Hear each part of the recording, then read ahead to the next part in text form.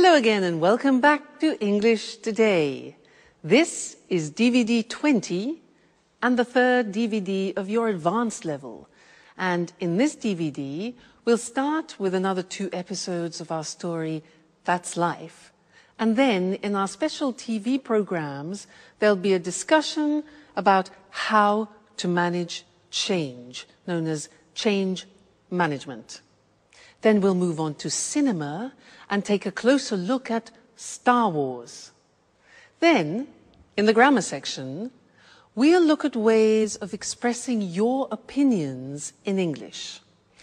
Then we'll study the construction used to, which we use when we're talking about habits. All right? So, have fun.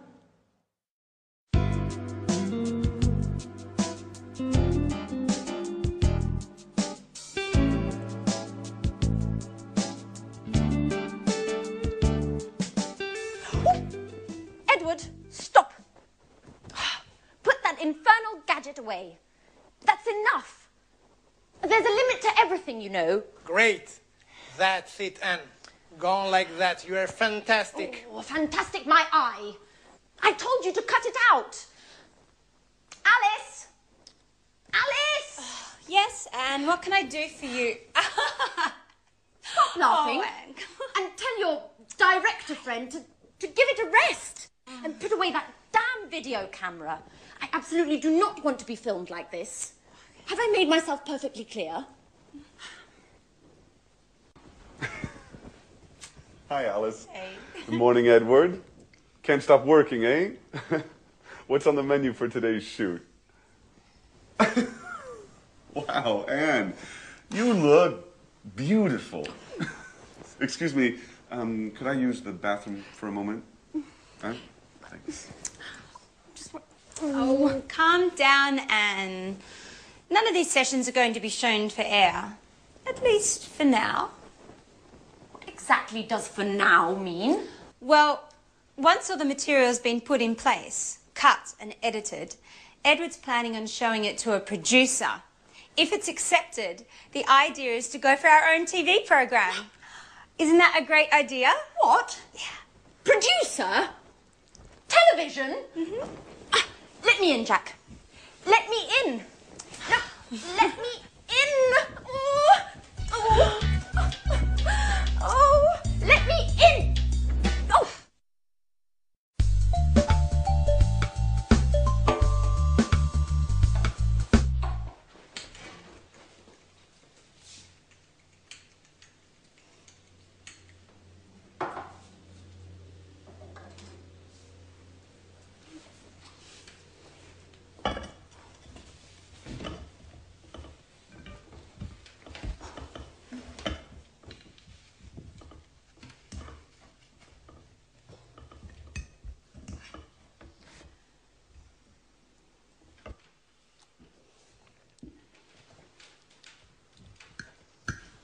So, Anne, what do you think of Edward? In what sense? As a man or as a director? Do you really have to ask? As a man, of course. Well, I've just met him, so I can't really say. But as a director, my view is that he's a bit too intrusive. Come on, Anne, get over it. That's his job.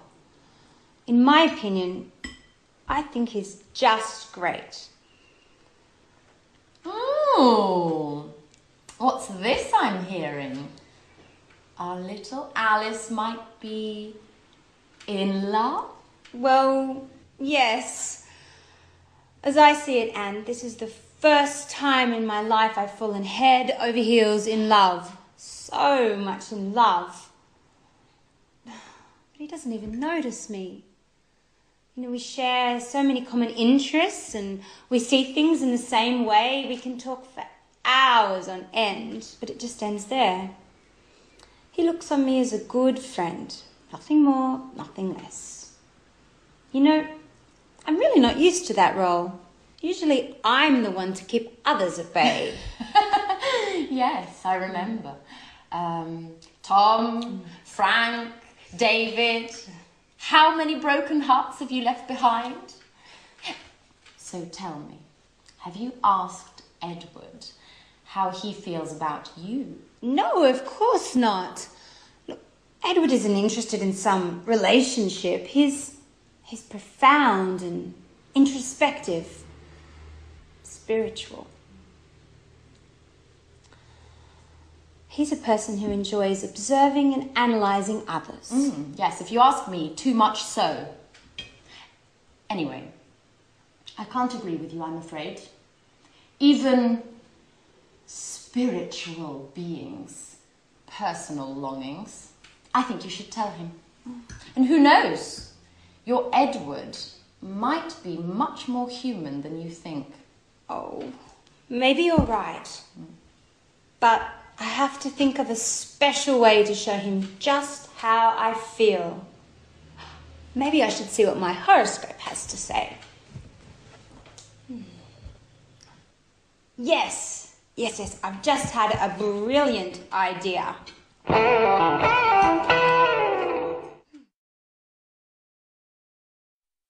Hello again and welcome back to your live English language TV program. Did you hear in that episode how the girls were talking about their love problems? They were exchanging opinions about their love problems. Well, that's what I want to study with you now, is how do you express your opinion in English and how do you ask other people for their opinion? Now, to do this, I want to talk about an article which I read yesterday, in fact, in this magazine about women. And the article made some statements, and I want to ask you what your opinion is about the statements that I read, and I will tell you mine, all right? Well, I read this. Women are less rational than men. Women are less rational than men. What do you think about that? Yeah, well, I can go along with that. I agree in a way women are more emotional and more instinctive. Yeah? Do you agree? Next thing. Other thing they said is women are less intelligent than men. Women are less intelligent than men. Now, what do you think about that? Well, I totally disagree with that. I don't know about you. Women are less intelligent than men. Who wrote this article? Men are stronger than women. Do you agree? Well, yeah, I mean, physically, men usually are stronger than women. Maybe emotionally and morally, we could debate the fact. Yeah? Maybe? Okay. Next one. Men make better leaders than women. Do you agree with that? Yeah, up to a point. I mean, most of the leaders in this world are men. But maybe it's because women haven't had enough chance to be leaders yet. Who knows? All right, and the last one is a woman's place. A woman's real place is in the home. What do you think about that? I totally agree. A woman's place should be in the home.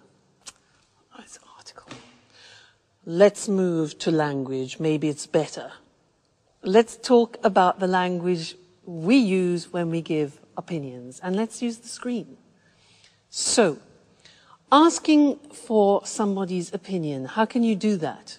Well, you can say, what do you think about that? What do you think about that? Simple question.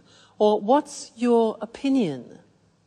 We can also ask, what do you feel about that, which is more related to emotions rather than to the intellect. So, what do you feel about that? Or, what are your thoughts? What are your views about that? All right, so those are all ways of asking for somebody's opinion. When you want to give your opinion, you can say, I think, I feel, in my opinion, we should. My view is that we should, my view. Or as I see it, I think we should. All right, so that's giving opinions. Now, often you want to talk about agreement. Now, How do you ask a person for agreement? We don't say, "Are you agree?" Many languages translate that wrongly. It's not "are you agree," but "do you agree with me?" All right? Do you agree? Be careful. Do you agree? Another alternative is "do you go along?" Go along means have the same opinion. Do you go along with that? All right? Now, imagine that you want to agree totally with someone. Do you agree with that? Exactly. You can say, "I totally agree with you." "I completely agree with you." You can say, "Yeah, I go along with that. I agree with that." You can also say, "That's right," "exactly," or "absolutely." Those are all ways of agreeing totally. Now imagine that you agree sort of, you agree partially. The language here is, "Yeah, that's a good point, but I agree with you up to a point."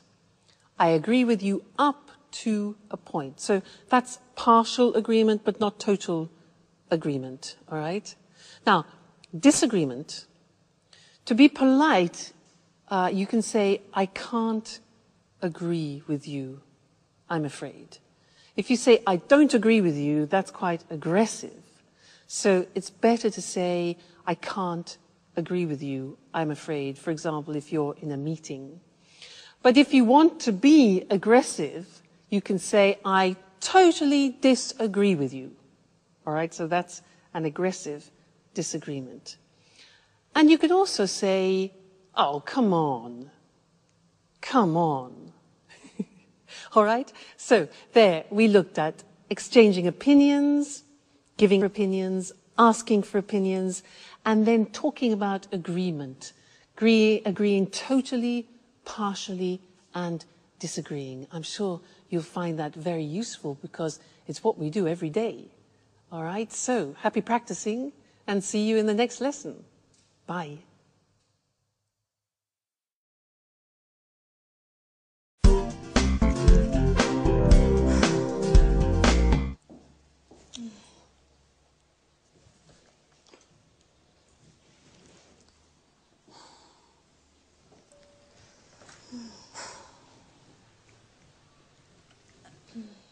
Alice? Are you feeling okay? Oh, yeah. Hi, Anne. I'm just preparing a little lunch for Edouard. Edouard? What's with the French accent? I thought you said he was Canadian. He is, from the French part. His mother's French, so he's fully bilingual. Well, now that you mention it, I had noticed a slight French accent. Oh, yes. Isn't it adorable?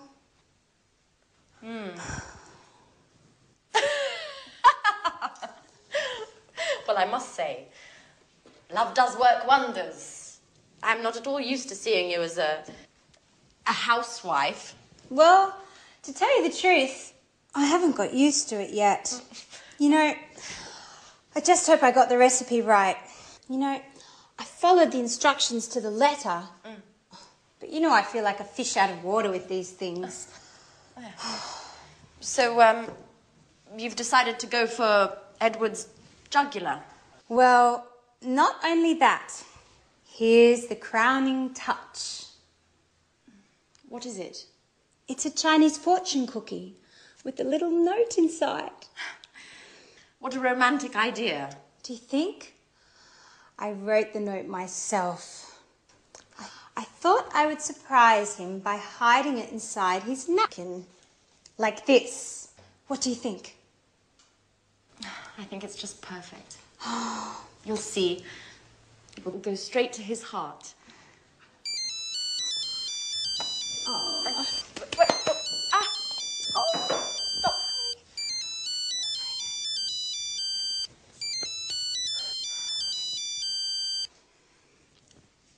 Hello? Yes, this is Alice. Oh, It's already come in. What? Oh, in half an hour? Yeah, okay. I'll be there in a few minutes. Anne? Could I borrow your car? Please? I have to go and pick up a packet my father sent me, but the post office closes in half an hour and I won't make it on foot. My car? You don't have a license? Oh, don't worry about it. I have it. And anyway, I always used to drive. You know, my dad's got a car just like yours. Okay, I'm off. Tell Edward I'll be back in a flash. Alice? Alice? But who's going to clean up this mess? Get used to it, Anne. It's the same old story. Now I'm late.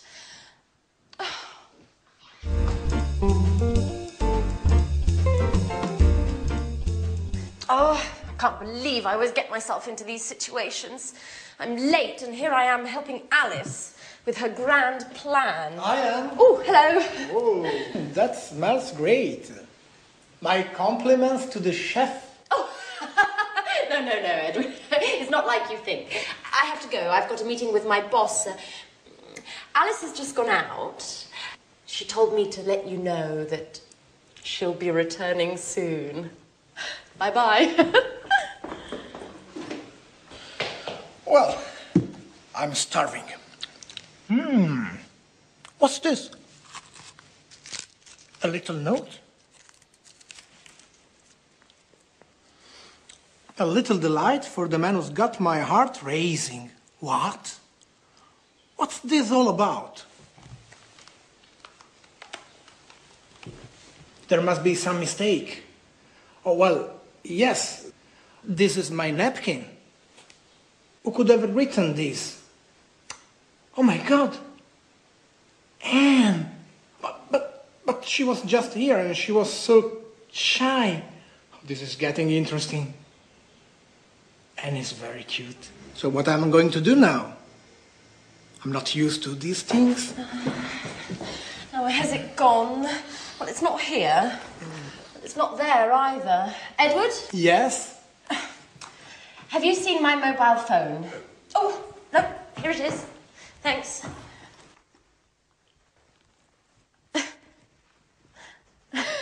Pardon me. Why are you eyeing me like that? Nothing. Well, all right. I've got to run. Bye-bye. She's acting like nothing is happening at all. This is getting very interesting.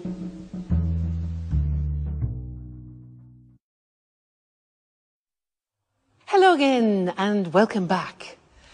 Did you notice a grammatical form that they used to and get used to? Did you pick that up when they were speaking? Because these are forms that we use in English when we're talking about habits. It's not an easy form, and I'd like to teach you that now. And to do that, to give you an example of the grammar in action, I want to talk to you about when I moved to Italy and I lived there for some time, and I had to change some of my habits. I had to adopt some Italian habits. I had to get used to new things, all right? So I'm going to use the grammar construction as I talk about this. Try and listen and pick it up. Now, I wrote a list actually because really fascinating. You would think that Italy and England being very close wouldn't be very different, but in fact there are some noticeable differences. For example, driving on the right. I had to get used to driving on the right. In England, we drive on the left. So you can imagine it's a question of life and death. So the first thing was I had to get used to driving on the right. You hear that?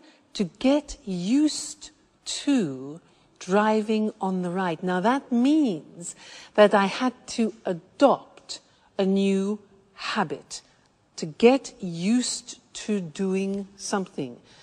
We'll look at the grammatical form after. For now, just listen how I use it, all right? Another thing. Oh yeah, Italian driving. I had to get used to Italian driving.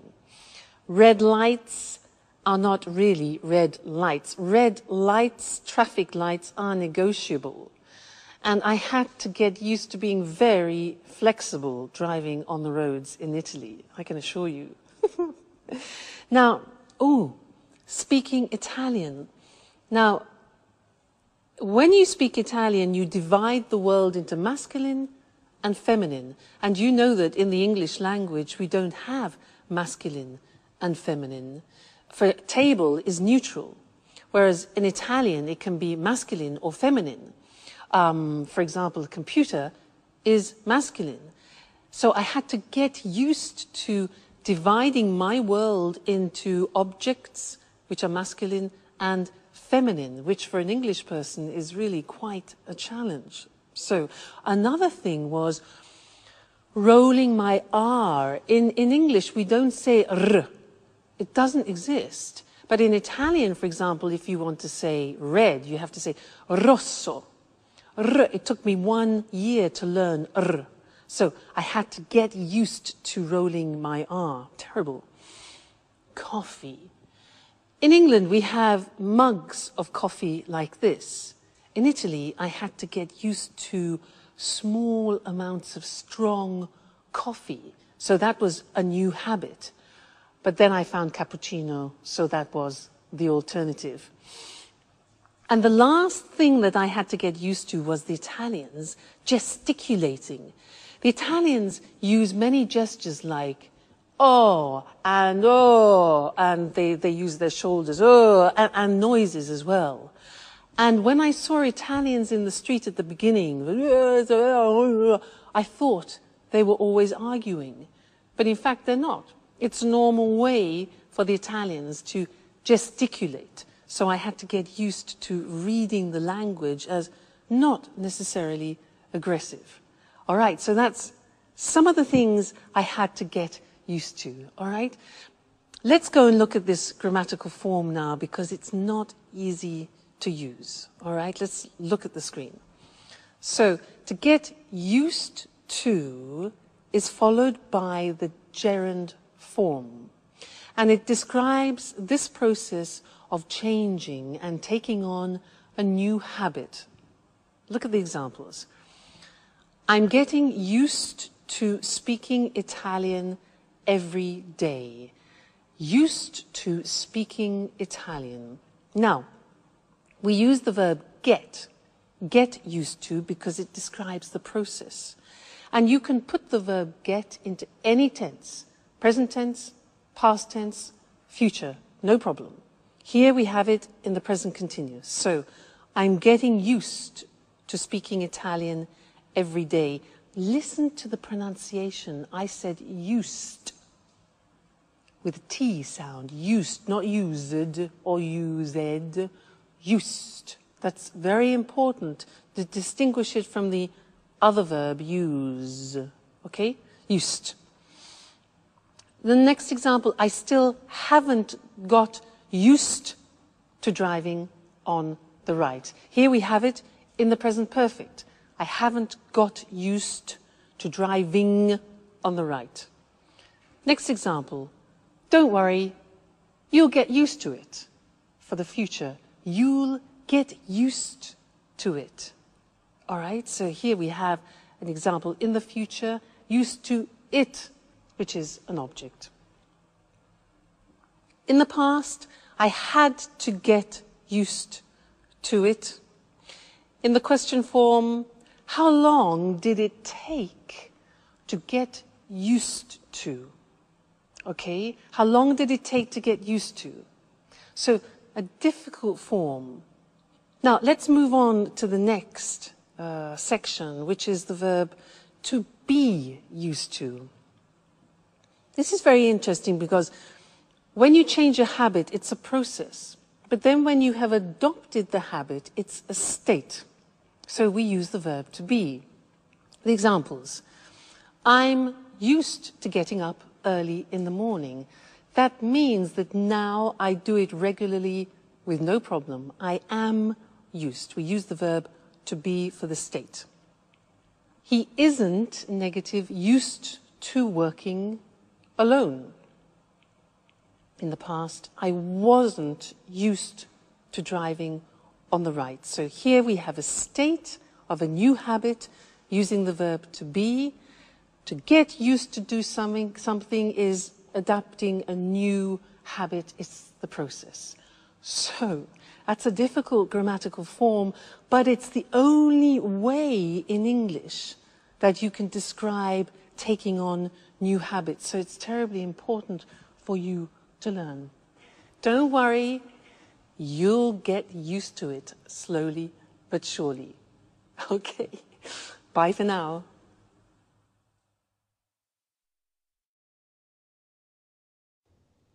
Hello, and welcome to this week's edition of Let's Talk, our evening discussion program with our commentators, Tom and Marie. Good evening, everyone. Good evening. According to a recent report from the EU on the economies of the Eurozone, many companies are going through a difficult period. Senior managers are realizing that business as usual is no longer possible. Many companies need to embrace radical change in order to survive. What do you think about this situation? Well, it's true that today companies must face up to the fact that they may have to change the way they do business. New technology is making this change necessary, and new competition can result in a company having to completely rethink its business plan. I agree. Another example is when a company decides to enter a new market and becomes very successful. This success can require changes to the way the company does things. All these situations result in changes being needed to the way a company operates. It's not easy to make changes to the way a company operates and the way people work. How can a company do this successfully? Well, there's been a lot of research on this topic. It's called the change management process. I see. So what are the elements of a successful change management process? Where do you start? Well, it's important to analyze the situation carefully before embarking on a process of change. A good analyst will identify the key areas of a company's operations that need to be changed. Then an effective change strategy needs to be drawn up. This says exactly what needs to be changed. That's right. Input to the strategy can come from the management team or an external consultant. In addition, all the company's workers should be asked for ideas. Sorry, I don't quite follow that. Do you mean that the workers in a company should be able to decide what changes are made? No, that's not what I mean. Everyone in the company should be canvassed for suggestions on changes that could be made to the company. This enables employees to buy into the change process. They feel included and are more likely to implement the changes once they've been decided. Okay, I see. It's clear now. So, lots of people input into the change strategy. And what happens next? Well, now the strategy has to be implemented. It has to be put into action. This can be the most difficult stage of the change management process. Staff need to be told about the changes, and some may need training on new ways of doing things. A member of the management team should be available to answer questions from employees about the changes taking place. And once the changes have been implemented, is that it? No, it's not. It's very important to consolidate the changes to make sure that employees don't go back to the old way of doing things. A manager should be chosen to act as a champion for the changes and should collect feedback from the employees to see what they think about the changes. This champion should praise employees who have implemented the changes. Of course, it's very important to raise the morale of staff at this time. Otherwise, there is a risk that they'll revert back to the old way of doing things. So it's quite a complex process. Well, companies need to know about change management techniques in order to survive in today's rapidly changing markets. Thanks to Tom and Marie for their explanation on how to bring about change in a company. Goodbye, Eric. Goodbye. And goodbye, everyone, and see you again next week for another edition of Let's Talk. So, the change management process is the process a company uses to change the way it operates. Due to new technologies and new competition, many companies have to rethink their business plan. To rethink something means to reconsider, to think again about a choice you made before. A business plan is a strategy for running a company. Remember, to run a company means to manage it. Companies have to embrace change. To embrace something means to accept it and put it into practice. So, to embrace change means to start making changes. Companies must face up to the fact that they have to change the way they do business. To face up to something means to accept a difficult situation exists. So, how does the change management process work? First, an analyst identifies the areas that need to be changed. An analyst is an expert who looks at all the elements of a situation. He analyzes a situation. Everyone in a company should be canvassed for suggestions. To canvass means to ask people for their opinions. This enables employees, the people who work in the company, to buy into the changes. To buy into something means to believe in something. Then a strategy is drawn up. The phrasal verb to draw up means to prepare. We use it for documents. For example, you draw up a contract. The strategy must then be implemented. To implement means to put into action. Once the strategy is implemented, it's important to consolidate it. To consolidate it means to make stronger. And employees should be asked for feedback to see what they think of the changes. Feedback means opinions about something. Well, folks, we've come to the end of today's program. See you again soon. Good morning, everyone, and welcome to another edition of Talk Cinema. This morning, we'll be talking about the most famous of all science fiction sagas, Star Wars. As always, in the studio with me is Sanjeev Gupta, our cinema expert. Welcome, Sanjeev. Hello, Lucy. Hello, everyone. A question to start with, Sanjeev. Just how many films make up the Star Wars saga? 6 in all. And how many of these have you seen? All 6, of course. And you? 4, I think. When was the first film made? The first film, A New Hope, was released in 1977. The last film, Revenge of the Sith, was released in 2005. And who's the director? Well, George Lucas wrote the scripts for all the films and directed 4 of them. And what about the other 2? Irvin Kershner is the director of The Empire Strikes Back, and Richard Marquand directed The Return of the Jedi. What's so special about the Star Wars films, Sanjeev? Lots of things, actually, Lucy. You know, the first Star Wars film, back in 1977, broke new ground with its special effects. New methods were used whereby the action shots were taken against a blue background with real models. It doesn't sound sophisticated compared with today's computer-generated effects, but 29 years ago, it was revolutionary. In fact, the amount of time Lucas spent on the special effects almost resulted in the film not being finished. Why do you think the films have been so enormously popular? We're dealing with science fiction here, but really the storylines in the films draw on themes common not only to science fiction, but also to classical mythology. Really? Interesting. Yes, then there's the obvious struggle between good and bad. There's the famous force, the energy field that can be used for good but also for bad. Love plays a big part in the saga, as does the eternal struggle for power and domination. Love, power and domination, yes. So, have the films made a lot of money?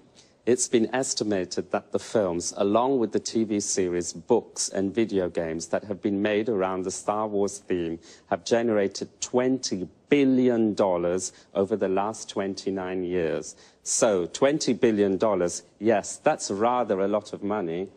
And what about the music in the movies? I really love the music. Yes, I think the music has played an important role in helping people to remember the films. John Williams composed the scores for all 6 films. The style he uses has changed as the years have gone by. In the first films, he associated leitmotifs with each character, quite a simple approach. In the later films, he changed his mind and took a richer, more sophisticated approach to the music. One last question. Is the saga definitely complete now? I wouldn't bet on it. There are rumours that George Lucas may be working on a sequel, but for television, not for the cinema. So, we may be seeing Luke Skywalker again soon. Wonderful. Well, thanks, Sanjeev, and goodbye. Goodbye. To all of you and Sanjeev, may the Force be with you. Goodbye. Now, let's have a look at some of that vocabulary we just used. So, 6 films make up the Star Wars saga. To make up something here means to go together to form the whole of something. The 6 films form the entire saga. To make up something is a phrasal verb that can also mean to invent something. For example, I made up a story means I invented a story. The first Star Wars film was released in 1977. We say a film is released when it can be seen at the cinema for the first time. It broke new ground with its special effects. To break new ground means to do something for the first time. It broke new ground because it was the first film to shoot the action shots with real models. An action shot is a scene of a film with action. For example, a car chase or a battle. And what are special effects? They're visual effects added to a film after the shooting has been completed. The shooting is the filming process of a film. The special effects used in the first Star Wars films were not very sophisticated compared with the computer-generated effects of today's films. Computer-generated effects are special effects that are made using a computer. The soundtracks of the Star Wars films have also become very famous. The soundtrack of a film is its music.